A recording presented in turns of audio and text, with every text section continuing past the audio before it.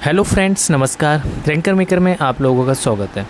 यहाँ पे हम यूपीएससी और आपका स्टेट पीसीएस, एसपीसीएस, जिसमें आपका उत्तराखंड पीसीएस हो, Uttar Pradesh PCS, MP PCS, Madhya Pradesh PCS हो, छत्तीसगढ़, झारखंड, कोई भी हो, इसमें जो क्वेश्चंस आयोग ने पूछे हैं अभी तक ज्योग्राफी और एनवायरनमेंट से, हम वो क्वेश्चन सॉल्व करा रहे हैं। मतलब हम बोल सकते हैं इसको PYQ question, previous year questions को हम सॉल्व कर रहे हैं। टॉपिक्स वाइज सॉल्व कर रहे हैं, किस टॉपिक से कैसे क्वेश्चंस बने, कितने क्वेश्चंस आए, कौन से ईयर में ये क्वेश्चंस आए, और ये लास्ट 14 साल के क्वेश्चंस को हम देख रहे हैं, पिछले 14 साल के क्वेश्चनों तक। ठीक है, तो अगर चैनल पे अभी कोई नया है तो चैनल को लाइक कर ले, सब्सक्राइब करें, अपने दोस्तों को शेयर कर दें। आज के टॉपिक में हम बात करेंगे, ये पार्ट 2 होगा विश्व का भूगोल का, जिसमें हम बात करने वाले हैं पृथ्वी की गतियाँ तथा अक्षांश एवं देशांतर। इस टॉपिक से कैसे आयोग ने क्वेश्चंस पूछे हैं उस क्वेश्चंस को हम डिस्कस करेंगे। तो यहाँ पे आप किसी भी स्टेट का एग्ज़ाम दे रहे हैं तो चैनल को लाइक कर लें, सब्सक्राइब करें, अपने दोस्तों में शेयर कर दें। और SSC हैं, UPP वाले, ये भी देख सकते हैं। टॉपिक वाइज टॉपिक आपके कॉन्सेप्ट क्लियर होगा, क्योंकि इसमें एक्सप्लेनेशन जो दिया है ना, वो पूरे डेफिनेशंस को कवर करता है।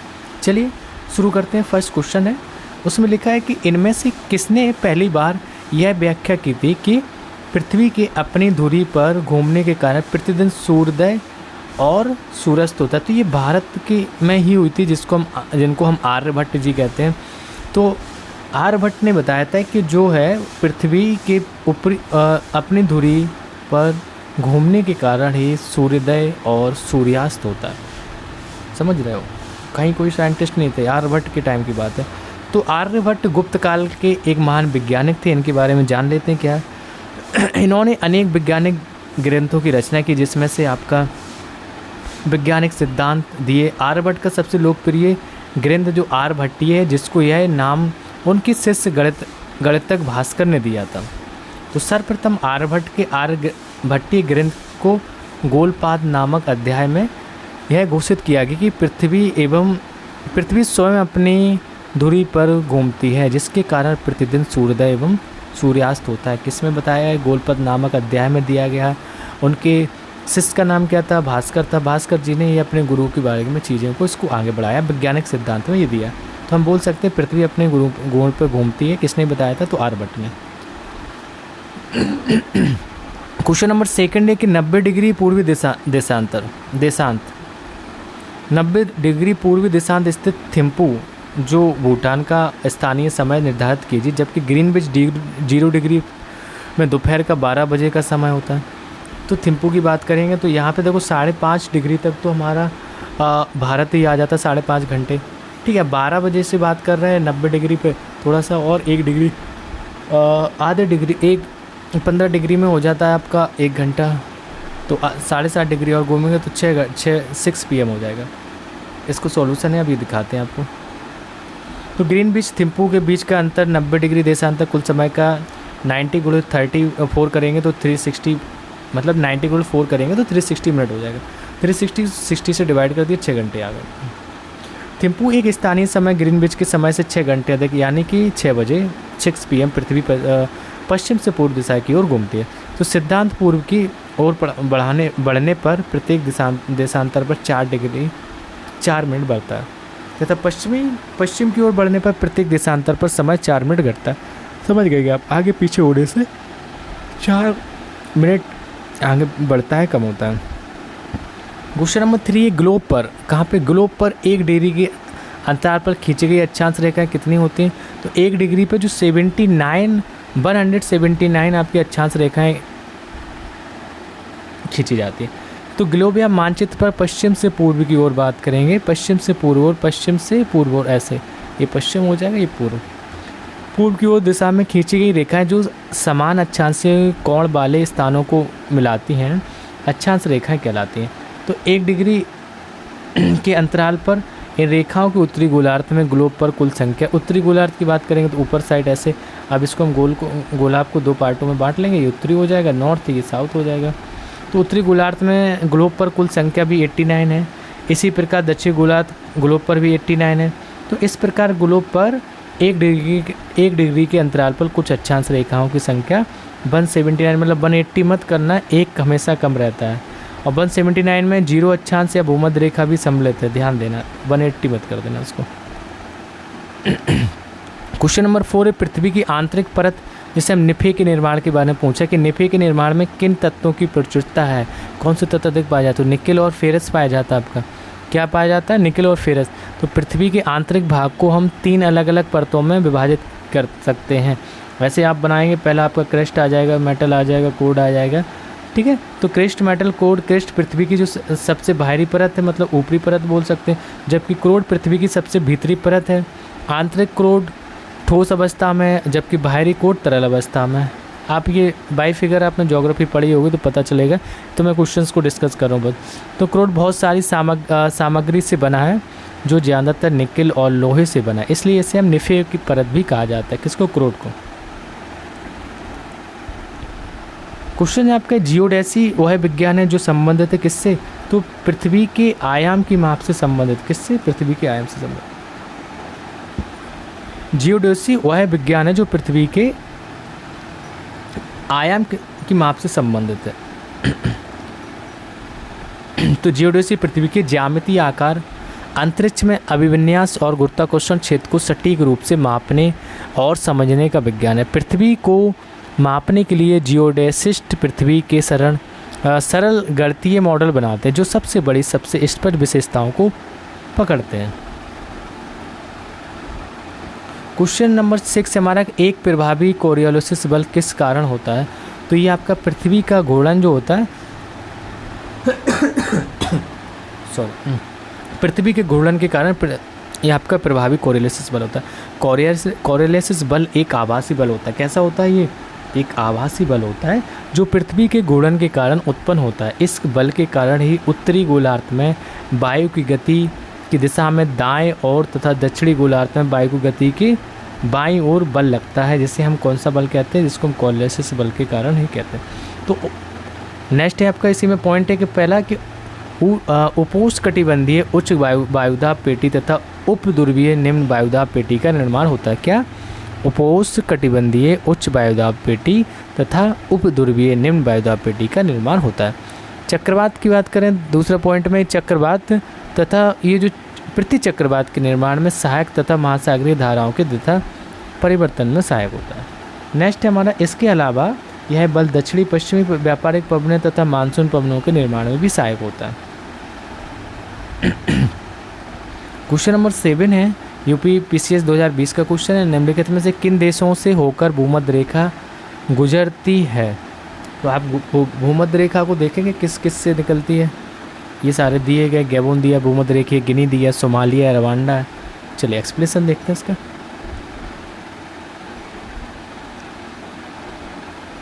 डी दिया गया था, डी में क्या था एक बार देख लेते हैं। 3 और 4 का मतलब भूमध्य रेखा है, गिनी और रवांडा।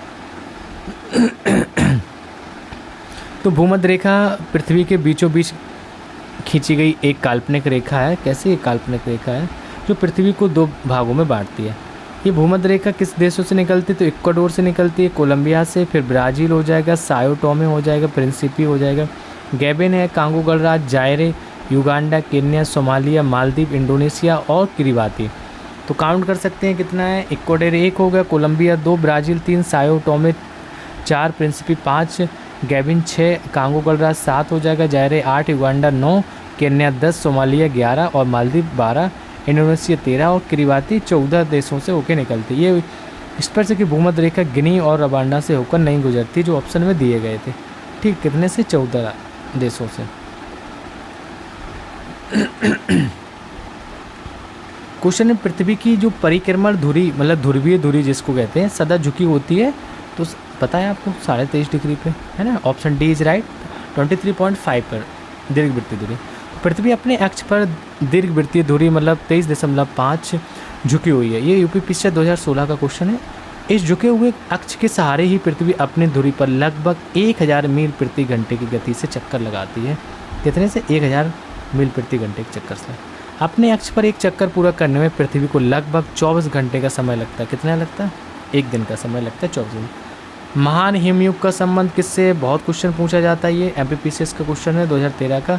महान जो हिमयुग का संबंध हमारे प्लेस्टोसीन युग से है। किससे? प्लेस्टोसीन युग से। प्लेस्टोसीन युग आज से लगभग 10,000 वर्ष पूर्व तक रहा था, जिसमें पूरी पृथ्वी का अधिकांश हिस्सा बर्फाच्छिद मतलब जो बर्फ़ से ढक गया था, वही आपको महान हिमयुग बोल दिया। इसी युग में विश्व की महान झीलों में जैसे सुपेरियर झील हो गया, यूरन झील, बैकाल झील, इन सभी का भी निर्माण हुआ था। ठीक है, क्वेश्चन नंबर 10 देखते हैं। भूमध्य रेखा निम्नलिखित में से किन देश से होकर नहीं गुजरती? तो भूमध्य रेखा तो बता देंगे, अभी हम लोगों ने देखा भूमध्य रेखा मैक्सिको से नहीं गुजरती है। भूमध्य रेखा 13 देशों से गुजरती, 13 उसमें 14 दिया था। चलो देख लेते हैं किस किस से।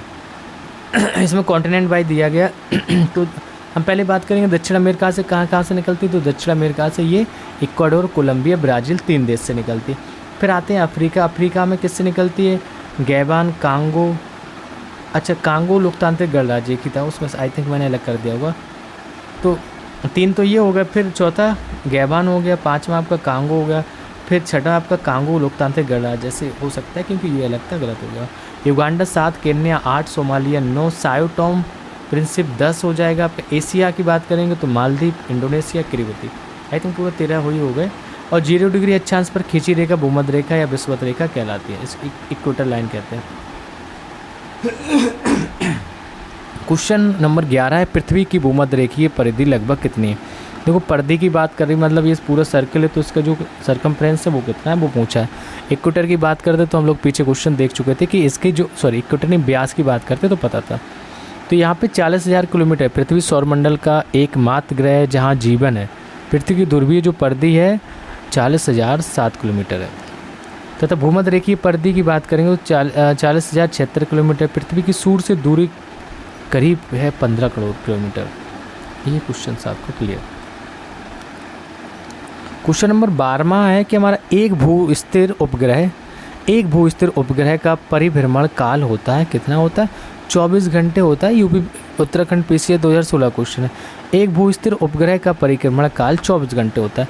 भू स्थिर उपग्रह पृथ्वी के अक्ष के लंबवत तथा तल में पश्चिम से पूर्व की ओर पृथ्वी की परिक्रमा करता है तथा जिसका परिक्रमण काल पृथ्वी के परिभ्रमण काल से 24 घंटे के बराबर होता है। चलिए नेक्स्ट क्वेश्चन देखते हैं।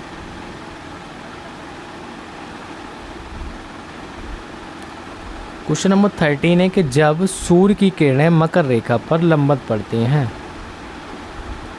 लंबवत चमकती हैं, तब भारत में निम्नलिखित में कौन सी घटना घटित होती है? पता है कि उत्तर पश्चिम भारत में उच्च वायुदाब विकसित होता है। क्या होता है? उच्च वायुदाब विकसित होता है। चलिए एक्सप्लेनेशन देखते हैं। जब सूर्य की किरणें मकर रेखा पर लंबवत पड़ती हैं, चमकती हैं, तब उत्तर पश्चिम भारत में उच्च वायुदाब विकसित होता है। धरातल पर वायुदाब का वितरण अनियमित होता है। भूमध्य रेखा के पास अपेक्षाकृत अधिक तापमान के कारण निम्न वायुदाब होता है तथा कर्क रेखा एवं उसके उत्तर में उच्च वायुदाब तापमान की कमी के कारण का विकास होता है। इससे भारतीय क्षेत्र में पछुआ पवन का प्रभाव बढ़ जाता है। उल्लेखनीय है कि वायुदाब की पेटियों की उत्पत्ति में तापमान के अतिरिक्त गतिक कारण भी महत्वपूर्ण होते हैं। ग्लोब पर जो वायुदाब की कुल 7 पेटियाँ पाई जाती हैं। कितनी? 7 पेटियाँ पाई जाती हैं। क्वेश्चन नंबर 14 है, पृथ्वी द्वारा एक घूर्णन पूरा करने के लिए बार बार से क्वेश्चन उसी टाइप से रिपीट हो रहे हैं। देखो थोड़ा सा डिफरेंस मिलेगा इसमें क्योंकि 24 घंटे पूरा ना करके बहुत सटीक आंसर दिया। अब ये सी वाला ऑप्शन नहीं होता तो 24 घंटे लगाते। तो 23 घंटे 56 मिनट 4.59 सेकेंड पृथ्वी द्वारा एक घूर्णन पूरा करने में लगा सटीक समय। सटीक पूछा उसने, बोला भी है। तो पृथ्वी सूर्य के संबंध में अपना एक घूर्णन 24 घंटे में पूरा करती है, किंतु यह दूर के अन्य तारों के संबंध में हर 23 घंटे 56 मिनट और 4.091 सेकेंड अपना एक घूर्णन पूरा करती है। चलिए देखते हैं। कोरिलेसिस बल, क्वेश्चन नंबर 15 है, कोरिलेसिस बल सतह की धाराओं को विक्षेपित करता है। तो ये मैंने बताया था, नीचे दक्षिण की सतह और उत्तरी सतह दोनों में ही चलता है ना कोरिलेसिस बल। अब कौन सी हो जाएगी? आई थिंक ये 45 डिग्री वाला होगा। तो चलिए देख लेते हैं ऑप्शन ए वाला सही है। कोरिलेसिस बल, अब एक क्या लिखा था इसमें ये में, हवा से लगभग 45 डिग्री कोण पर उत्तरी गोलार्ध में दाईं ओर और दक्षिणी गोलार्ध में बाईं ओर चलती है कोरिलेसिस बल। अब देखते हैं इसका एक्सप्लेनेशन।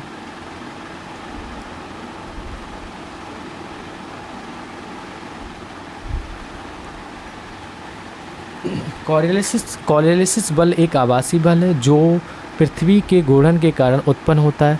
वस्तुतः पृथ्वी के विभिन्न अक्षांशों में परिधि का आकार तथा केंद्र से दूरी के कारण पृथ्वी की घूर्णन गति भिन्न भिन्न होती है। कोरियोलिस बल सतही धाराओं को हवा से लगभग 45 डिग्री कोण पर उत्तरी गोलार्ध में दाईं ओर, दक्षिणी गोलार्ध में बाईं ओर विक्षेपित करता है। ठीक है, हाँ 45 डिग्री दोनों की साइड, ऊपर नीचे, मतलब उत्तरी और दक्षिणी गोलार्ध। क्वेश्चन नंबर 16 है, निम्नलिखित में से कौन सा अक्षांश वृत्त बनाता है? तो बता दीजिए। ये भूमध्य रेखा है, वही तो बनाती है। ये भूमध्य रेखा बीच से काट रही, वृत्त बना दिया इसने। अब बकाए ये सब काटेंगे, छोटे छोटे नहीं हो जाएंगे वृत्त, बड़ा वृत्त पूछा उससे। तो वृत्त ग्रेट सर्किल्स की बात करें, वह रेखा होती है जो गोले को दो समान परिधियों वाले गोलार्धों में विभाजित करती है। विषुवत, इसको हम भूमध्य रेखा का एक वृत्त है। तो विषुवत रेखा के अतिरिक्त कोई भी अक्षांश वृत्त नहीं है। ओके, उच्चावच दिखाने का सबसे सही तरीका कौन सा है? ये समोच्च रेखा हो जाए। क्या हो जाएगी? समोच्च रेखा। उच्चावच दिखाने का सबसे सही तरीका समोच्च रेखा होता है। अगर किसी क्षेत्र का लैंडसेट आंकड़ा आज मिलता है तो उसके पश्चिम में स्थित क्षेत्र का आंकड़ा कब उपलब्ध होगा? अगर किसी क्षेत्र का लैंडसेट आंकड़ा आज मिलता है तो उसके पश्चिम में स्थित क्षेत्र का आंकड़ा कब उपलब्ध होता है? तो ऑप्शन यहाँ पे सी हो जाएगा, उसी समय, स्थानीय समय के अनुसार कुछ दिनों के बाद। एक्सप्लेनेशन देख लेते हैं क्या है। अगर किसी क्षेत्र का जो लैंडसेट आंकड़ा आज मिलता है तो उसके पश्चिम में स्थित क्षेत्र का आंकड़ा उसी समय, स्थानीय समय के अनुसार कुछ दिनों के बाद उपलब्ध होगा, क्योंकि पृथ्वी पश्चिम से पूर्व की ओर घूमते। देखो ये झारखंड पीसीएस का क्वेश्चन ऐसे उल्टे सीधे पूछ देते हैं। क्वेश्चन नंबर 19 है, ग्रीनविच से दोपहर 12 बजे तक तार भेजा गया। तार संप्रेषित करने में 12 मिनट का समय लगा। वह एक नगर में 6 बजे शाम को पहुंचा। नगर का देशांतर क्या होगा? ये आपको देशांतर डिग्री बता रहा, तो 87 डिग्री पूर्व होगा। इसको निकालने के लिए क्वेश्चन देखते हैं कि इसका एक्सप्लेनेशन देखते हैं। 1 घंटा में पृथ्वी घूमती है 360/24, मतलब 15 डिग्री। 1 घंटा बराबर 1 आवर्स इक्वल टू हम बोल सकते हैं 15 डिग्री। तो 1 मिनट में कितना हो जाएगा? तो 1 मिनट वही 15/60 हमने कर दिया यहाँ पे, तो 1/4 निकल आया। तो ग्रीनविच, अब वो 12 मिनट की उसने हमसे बात की थी ना, उसी 12 मिनट का यूज करने के 12 मिनट टाइम लगा। तो ग्रीनविच तथा नगर के बीच का जो समय अंतराल है 6 घंटा -12 करेंगे, क्योंकि 6 बजे पहुँच रहा है 12 बजे से, तो 5 घंटे 48 मिनट निकला। 6 घंटे से 12 मिनट कम कर दिया, वही निकाल देते हैं। तो 5 घंटे 48 मिनट निकला। तो 5 × 60 + 48 मिनट को ऐड कर देंगे, 348 मिनट आ गया। तो 348 को 1/4 से हम डिवाइड करेंगे तो 87 डिग्री पूर्व में आ जाएगा। ओके, 1/4 इस वजह से किया, उसको मिनट में कन्वर्ट किया ना। देखो यहाँ पे ये मिनट थे, मिनट में कन्वर्ट 1/4 किया था, तो 348 में जो मिनट हो गए तो उसे 1/4 से डिवाइड कर दिया, डिग्री में कन्वर्ट कर लिया। समझ गया? ठीक, नहीं समझदार हो तुम बस। अरे समझ जाते हो। चलिए, उत्तराखंड पीसीएस 2021 का क्वेश्चन, विषुवत रेखा निम्न में से किस देश से नहीं गुजरती? बताइए किस देश से? मैक्सिको से नहीं गुजरती है। तो विषुवत जो रेखा है मैक्सिको देश से नहीं गुजरती। विषुवत रेखा पर स्थित देश Ecuador, Colombia, Brazil, Sao and Principe, Gabon, Congo Republic Democratic, Uganda, Kenya, Somalia, Maldives, Indonesia, Kiribati, ये 13 आपके देश हैं। तो विषुवतीय रेखा पृथ्वी के मध्य सतह से होकर जाने वाली वह अक्षांश रेखा जो उत्तरी और दक्षिणी ध्रुव से बराबर दूरी पर होती है।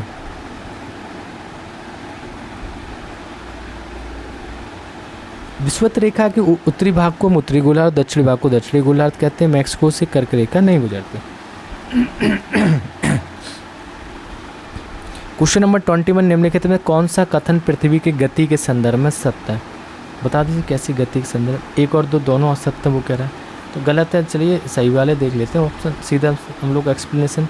पृथ्वी में 2 प्रकार की गतियाँ होती हैं।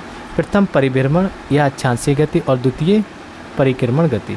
पृथ्वी अपने अक्ष पर ही पश्चिम से पूर्व की ओर लट्टू की तरह चक्कर लगाती है। अब ध्यान देना कहाँ से लगाती है? पश्चिम से पूर्व की ओर, जिससे रात दिन होता है। यह चक्कर पृथ्वी मतलब 1670 किलोमीटर घंटे की गति से 23 घंटे 56 मिनट 4 सेकंड में पूरा कर लेती है। पृथ्वी लगभग 1,07,000 किलोमीटर घंटा की गति से सूर्य के चारों ओर चक्कर लगाती है। जिसे पृथ्वी की परिक्रमण गति कहते हैं। क्या कहते हैं? परिक्रमण गति कहते हैं। इस गति से पृथ्वी पर मौसम परिवर्तन होता है। सूर्य की परिक्रमा में पृथ्वी को 365 दिन 5 घंटे 48 मिनट 46 सेकंड समय लगता है। चलिए क्वेश्चन नंबर 22, पृथ्वी के वायुमंडल के संदर्भ में निम्नलिखित कथनों में से कौन सा एक सही नहीं है? तो वायुमंडल के संबंध बताना। ऑप्शन सी है। अवरत तरंगें निचले वायुमंडल में संकेंद्रित जलवाष्प द्वारा बृहत रूप से अवशोषित होती हैं। क्या कह रहा है? जो अवरत तरंगें निचले वायुमंडल में संकेंद्रित जलवाष्प द्वारा बृहत रूप से अवशोषित होती हैं। ये आपका ऑप्शन सी था। किसके बारे में? पृथ्वी के वायुमंडल के संदर्भ में। और एक्सप्लेनेशन देखते हैं। तो वायुमंडल पृथ्वी के चारों तरफ स्थित गैसों का एक आवरण है। ये देखो यूपीएससी 2023 का क्वेश्चन है। वायुमंडल का पृथ्वी के चारों तरफ एक तरफ स्थित गैसों का एक आवरण है, जिसमें कुछ हानिकारक भी हैं, कुछ लाभदायक गैस भी है। पृथ्वी पर ऊर्जा का सबसे बड़ा स्रोत सौर ऊर्जा है। क्या है? सौर ऊर्जा। यह विकिरण के रूप में सूर्य से पृथ्वी तक पहुंचाती है। अवरक्त तरंगों के माध्यम से प्राप्त सूर्य ताप कुछ गैसों जैसे कार्बन डाइऑक्साइड, मीथेन आदि के द्वारा अवशोषित कर लिए जाने के कारण वायुमंडल के निचले हिस्से में संकेतित होती जा रही हैं, जिसके कारण पृथ्वी का ताप बढ़ रहा है। कुछ गैसें क्या हो रही हैं? मीथेन है, कार्बन डाइऑक्साइड है, ये सब अवशोषित कर ली जाने के कारण वायुमंडल के निचले ही हिस्से में रह जाती हैं, संकेतित हो जाती हैं, जिसके कारण ही पृथ्वी का तापमान बढ़ जाता है। समझ में आया गर्मी क्यों होती है? बिल्कुल। क्वेश्चन नंबर 23 और ये 2018 का क्वेश्चन है, आईएएस का क्वेश्चन है। इसमें लिखा है कि पृथ्वी का चुंबकीय क्षेत्र हर कुछ 100,000 सालों में उत्क्रमित हुआ है। कह रहा है पृथ्वी का चुंबकीय क्षेत्र हर कुछ 100,000 सालों में उत्क्रमित हुआ है। पहला ये था। दूसरे में लिखा है पृथ्वी जब 4000 मिलियन वर्षों से भी अधिक पहले बनी तो ऑक्सीजन 54% थी और कार्बन डाइऑक्साइड नहीं थी। बताइए इतने मानव ने बढ़ाई। देखते हैं सही है कि नहीं। जब जीवित जीव पैदा हुआ तो उन्होंने पृथ्वी के आरंभिक वायुमंडल को बदल दिया। ये तो सही है, बदल दिया, लेकिन ये गलत है कि कार्बन डाइऑक्साइड नहीं थी। ऐसा तो हो नहीं सकता। जब तक दोनों गैसेस होना चाहिए, पहला और तीसरा सही है, मतलब option C is right. Okay. Explanation भी दिया गया है कि लिखा है कि क्योंकि पृथ्वी के निर्माण के समय वातावरण में ऑक्सीजन का अभाव था और उल्लेखनीय कि कार्बन डाइऑक्साइड, जलवाष्प और मीथेन ने पृथ्वी के निर्माण के समय महत्वपूर्ण भूमिका निभाई। ठीक है। तो वैज्ञानिक प्रमाणों से यह तथ्य भी सिद्ध किया जा चुका कि पृथ्वी का चुंबकीय क्षेत्र कुछ हज़ार सालों, लगभग आपका 200,000 सालों से 300, मतलब हम बोल सकते हैं 3 लाख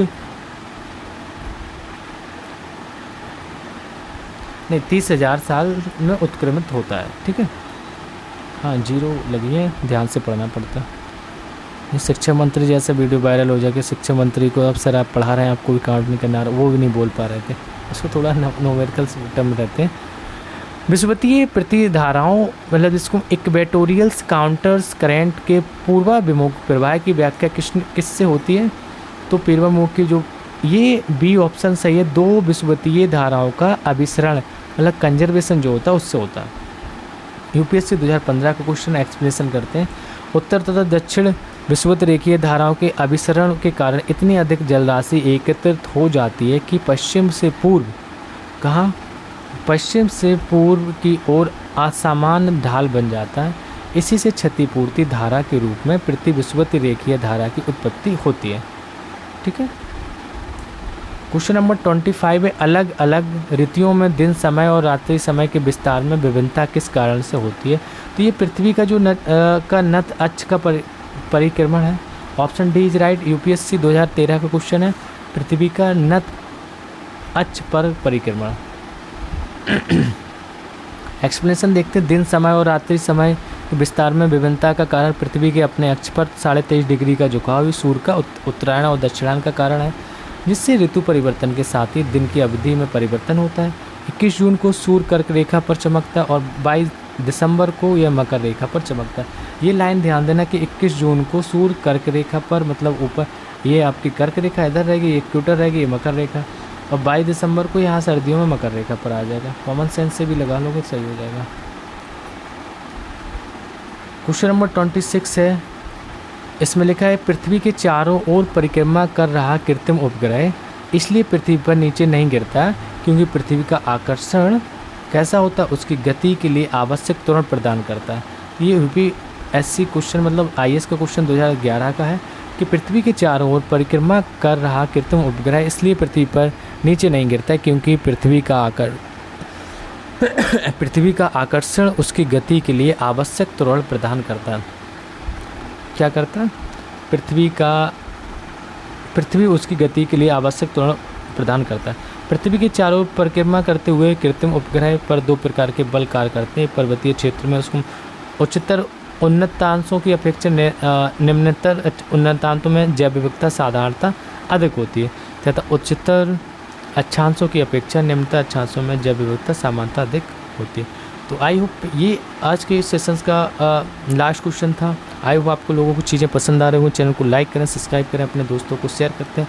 मिलते हैं टॉपिक नंबर 3 रहेगा हमारा पार्ट 3, जिसमें चट्टानें एवं ज्वालामुखी की बात करें। तो चैनल को लाइक कर दें, आप लोग अपने दोस्तों को शेयर कर दें। Thank you for watching.